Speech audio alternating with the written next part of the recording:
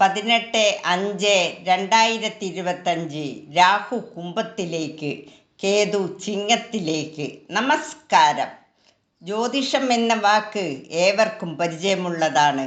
അതിൻ്റെ അർത്ഥം, അതായത് ഈ പദം കൊണ്ട് ലക്ഷ്യമാക്കുന്നതെന്തെന്ന് വിവിധ ആളുകൾ വിവിധ തരത്തിൽ പറഞ്ഞിട്ടുണ്ട്. ജ്യോതിഷം എന്നാൽ കാലത്തെ സംവിധാനം ചെയ്യുന്ന അറിവിൻ്റെ മേഖല എന്നാണ് അർത്ഥം. അതുകൊണ്ട് തന്നെ ജ്യോതിഷം രാഹുകാലം, ഗുളികകാലം, യമകണ്ഠകാലം, കണ്ടകശനി പിഴക്കാലം, ഗുരു ശുക്ര പരസ്പര സൃഷ്ടികാലം എന്നിങ്ങനെ സമയത്തെ വിവരിച്ച് പഠിപ്പിച്ചിരിക്കുന്നു. പ്രാണൻ, വിനാഴിക, നാഴിക, മുഹൂർത്തം, കാലോഹര, യാമം, അഹനം, പകൽ, രാത്രി, ദിവസം, ആഴ്ച, പക്ഷം, മാസം, ഋതു, അയനം, വർഷം എന്നിങ്ങനെ 16 തരത്തിൽ കാലത്തെ സാമാന്യമായി വേർതിരിച്ചിരിക്കുന്നു. ഇതിൽ യാമം എന്ന് പറഞ്ഞ കാലം ഒരു ദിവസത്തെ 24 മണിക്കൂറിനെ 16 ഭാഗിക്കുന്നതിൻ്റെ പേരാകുന്നു.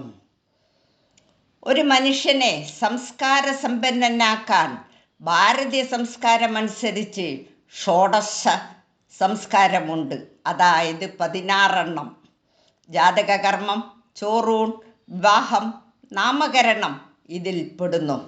അതേപോലെ കാലത്തെയും 16 തരംതിരിച്ചിരിക്കുന്നു.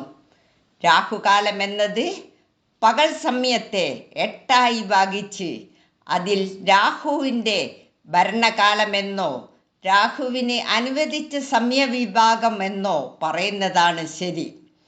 സൂര്യൻ, ചന്ദ്രൻ, ചൊവ്വ, ബുധൻ, വ്യാഴം, ശുക്രൻ, ശനി, രാഹു, കേതു എന്നിങ്ങനെ പകലിൻ്റെ 8 ഭാഗങ്ങൾക്കും അധിപതികളെ നിശ്ചയിക്കുന്നു.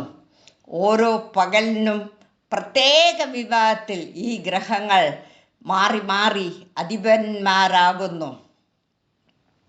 ഏതാണ്ട് 1.5 മണിക്കൂർ നീണ്ടു നിൽക്കുന്ന രാഹുവിൻ്റെ കാലത്ത് പണ്ട് മുതലേ ദൂരയാത്രകൾ ഒഴിവാക്കിയിരുന്നു. എന്തുകൊണ്ടാണ് മറ്റ് ഗ്രഹങ്ങളെ പരാമർശിക്കാതെ രാഹുവിനെ മാത്രം പറഞ്ഞും കൊണ്ടും അനുഷ്ഠിച്ചും കൊണ്ടിരിക്കുന്നത് എന്ന ചോദ്യം ചിലർക്ക് മനസ്സിൽ പൊങ്ങി വരാനിടയുണ്ട്. കാരണം ദുർജനം പ്രഥമം പൂജ്യം എന്നാണ് പഴമൊഴി. കപടത, ഭൂതം, ചീത്തവഴികൾ, കുണ്ടും കുഴികൾ, വിഷവൃക്ഷങ്ങൾ, അട്ട, പഴുതാര, വിഷം തീണ്ടി മരിക്കുക, കെട്ടിത്തൂങ്ങി മരിക്കുക, കൈവിഷം, വിഷമതകൾ, സർപ്പങ്ങൾ എന്നിങ്ങനെ ഭയപ്പെടുത്തുന്ന വസ്തുക്കളുടെ പ്രതിനിധിയാണ് രാഹു. ശുഭമായ അന്ത്യം ആഗ്രഹിക്കുന്നവർ ആരംഭത്തിൽ നിന്ന് രാഹുവിനെ ഒഴിവാക്കുന്നതിൻ്റെ കാരണം, പണ്ട് കാലത്ത് വാഹനങ്ങൾ ഒന്നും ഉണ്ടായിരുന്നില്ല. ദീർഘമായ ദൂരത്തേക്ക് സഞ്ചരിക്കുമ്പോൾ വല്ല ആപത്തും വരുമോ എന്ന ശങ്ക പ്രാചീന കാലത്തെ ആളുകൾ രാഹുകാലം വർജിച്ചു തുടങ്ങി. ജ്യോതിഷം ഒരു ശാസ്ത്രമേ അല്ലെന്നും കേവലം അന്ധവിശ്വാസമാണെന്ന് ധരിച്ചു പോരുന്ന ധാരാളം പേര് പോലും രാഹുകാലം ആചരിക്കും. തിരുവിതാംകൂർ ഭരിച്ചിരുന്ന സർ CP രാമസ്വാമി അയ്യരുടെ കാലത്ത് അദ്ദേഹം രാഹുകാലം ആചരിച്ചിരുന്നതാണ് കേരളത്തിൽ ഇത്തരം രാഹുകാല ആചരണത്തിന് ഏറെ പ്രസക്തി കൈവരാൻ കാരണം. ഇന്നത്തെ ഭരണാധികാരികൾ ജ്യോതിഷത്തെ പരസ്യമായി നിരാകരിക്കുകയും രഹസ്യമായി അത് ഉൾക്കൊള്ളുകയും ചെയ്യുന്നതാണ് ചില മാന്യ വ്യക്തികളുടെ പ്രവണത. ഉജ്ജയിനിയിലെ രാജാവായിരുന്ന വിക്രമാദിത്യൻ്റെ തപസ്സിലെ നവരത്നങ്ങളിൽ ഒരാളായിരുന്നു വരാഹമിഹിരൻ. ഇതിഹാസ കഥാപാത്രത്തിലെ എല്ലാവരും ജ്യോതിഷത്തെ ഗാഢമായി വിശ്വസിച്ചു. പഞ്ചപാണ്ഡവന്മാരിൽ ഏറ്റവും ഇളയവനായ സഹദേവൻ ഏറ്റവും അറിവുള്ള ജ്യോതിഷ പണ്ഡിതനായിരുന്നു. ശകുനിയുടെ ഉപദേശപ്രകാരം ദുര്യോധനൻ സഹദേവനെ സമീപിച്ച് മഹാഭാരത യുദ്ധം ആരംഭിക്കുന്നതിനും ശരിയായ സമയം കണ്ടെത്തുന്നതിനായി ആവശ്യപ്പെട്ടു എന്ന് പുരാണങ്ങൾ സാക്ഷ്യപ്പെടുത്തുന്നു. ഭരതൻ ശ്രീരാമനെ ദശരഥ മഹാരാജാവിൻ്റെ വിയോഗത്തെക്കുറിച്ച് അറിയിക്കുകയും അയോധ്യയിലേക്ക് മടങ്ങാനും സിംഹാസനം സ്വീകരിക്കാനും പ്രേരിപ്പിച്ചുവെങ്കിലും ശ്രീരാമൻ തയ്യാറായില്ല. തൻ്റെ ജന്മരഹസ്യം ജ്യോതിഷ പണ്ഡിതന്മാരായ മുനിമാർ അറിയിച്ചതുകൊണ്ടാണ്. ശ്രീരാമൻ വിസമ്മതിച്ചപ്പോൾ രാജ്യത്തിലേക്ക് മടങ്ങി വരുന്നവരെ ശ്രീരാമൻ്റെ പാദുകങ്ങൾ രാജധാനിയിൽ വെച്ച് അവയെ രാജ്യത്വത്തിൻ്റെ ചിഹ്നമായി കണക്കാക്കുകയും രാമൻ്റെ പേരിൽ ആചാരപരമായ ഭരണം നടത്തുകയും ചെയ്തു ഭരതൻ. ശ്രീരാമൻ പിതാവിൻ്റെ ശ്രാദ്ധ ചടങ്ങ് ചിത്രകൂടത്തിൽ നടത്തിയിരുന്നപ്പോൾ ദേവന്മാർ ഈ സ്ഥലത്തെയും അനുഗ്രഹിച്ചു എന്ന് പുരാണങ്ങൾ സാക്ഷ്യപ്പെടുത്തുന്നു. പ്രശ്നമാർഗം 15-ാം അധ്യായത്തിൽ രാഹുവിനെ ശനിയായിട്ടും കേതുവിനെ ചൊവ്വയായിട്ടും കരുതണമെന്നാണ് പ്രസ്താവിച്ചത്.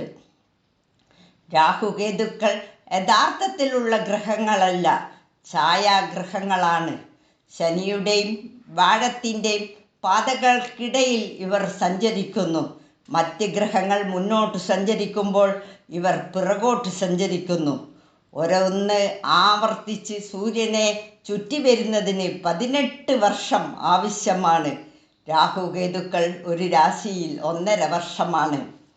ഭാരതീയ ജ്യോതിഷത്തിൻ്റെ പരമ വികസനത്തിനും പ്രചരണത്തിനും വേണ്ടി സ്വജീവിതം നിതാന്ത തപസ്യയാക്കിക്കൊണ്ട് നിരവധി ജ്യോതിഷ ഗ്രന്ഥങ്ങൾ രചിക്കുകയും ജ്യോതിഷത്തിലെ സംസ്കൃത മൂലഗ്രന്ഥങ്ങൾ വിദഗ്ധമായ മലയാള വ്യാഖ്യാനം ചെയ്തു പോന്നിരുന്ന ജ്യോതിഷാചാര്യനായ പ്രൊഫസർ N.E. മുത്തുസ്വാമികളുടെ കൈകളിൽ നിന്ന് ജ്യോതിഷ പ്രചരണ സഭയുടെ മെമ്പർഷിപ്പ് സർട്ടിഫിക്കറ്റ് വാങ്ങുവാൻ എനിക്ക് സാധിച്ചതും ആ കാൽപാദങ്ങളിൽ നമസ്കരിക്കാനും അദ്ദേഹത്തിൽ നിന്ന് അനുഗ്രഹം വാങ്ങാനും സാധിച്ചത് എൻ്റെ ജീവിതത്തിലെ ഏറ്റവും അവിസ്മരണീയമായ നേട്ടങ്ങളായി ഞാൻ ആദരപൂർവ്വം സ്മരിക്കുന്നു. ശ്രോതാക്കൾ അയക്കുന്ന പ്രതികരണങ്ങൾക്ക് ഞാൻ സന്തോഷവതിയാണ്. രാശിമാറ്റം കൊണ്ട് നമുക്കെന്ത് സംഭവിക്കും? അതാണ് എല്ലാവർക്കും അറിയേണ്ടത്. നക്ഷത്രസഹിതം പറയണം. ഇതിൽ നിന്ന് അവർക്ക് അവരുടെ ഭാവി കാര്യങ്ങൾ അറിയാനുള്ള മനുഷ്യ മനസ്സിൻ്റെ ജിജ്ഞാസയാണ് കാണിക്കുന്നത്.